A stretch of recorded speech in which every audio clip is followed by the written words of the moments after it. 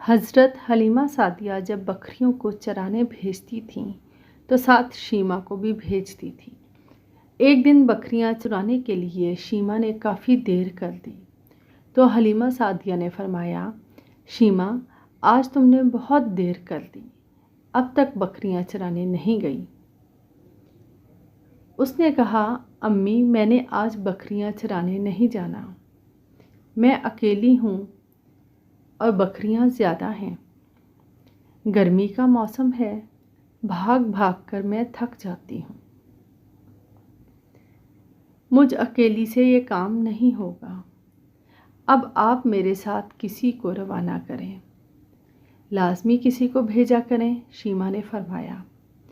بیٹی گھر میں تو اور کوئی بھی نہیں جس کو آپ کے ساتھ بھیج دیا کروں، اکیلے ہی جانا پڑے گا۔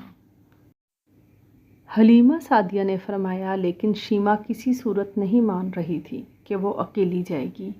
آخر اس نے کہا، امی جان میں ایک شرط پر جاؤں گی، اگر آپ میرے ساتھ میرے چھوٹے بھائی محمد صلی اللہ علیہ وآلہ وسلم کو بھیج دیں تو میں بکریاں چرانے چلی جاؤں گی، ورنہ کسی صورت میں نے نہیں جانا۔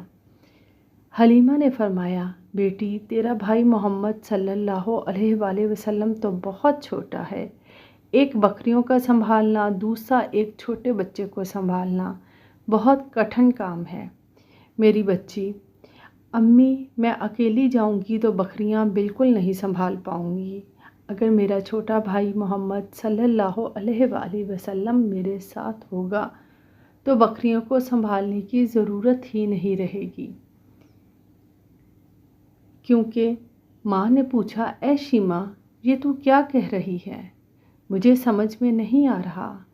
شیما نے کہا، امی جان ایک دفعہ پہلے میں اپنے بھائی کو ساتھ لے کر گئی تھی بکریاں چرانے کے لیے، میں نے دیکھا بکریاں جلدی جلدی گھاس کھانے لگتی ہیں، پھر جس جگہ میں اور محمد صلی اللہ علیہ وآلہ وسلم بیٹھے ہوئے تھے، بھائی میری گود میں تھا تو تمام بکریاں وہاں جمع ہو گئیں اور تمام بکریاں محمد صلی اللہ علیہ وآلہ وسلم کے نزدیک ہو کر اس کا چہرہ دیکھنے لگیں۔ سبحان اللہ۔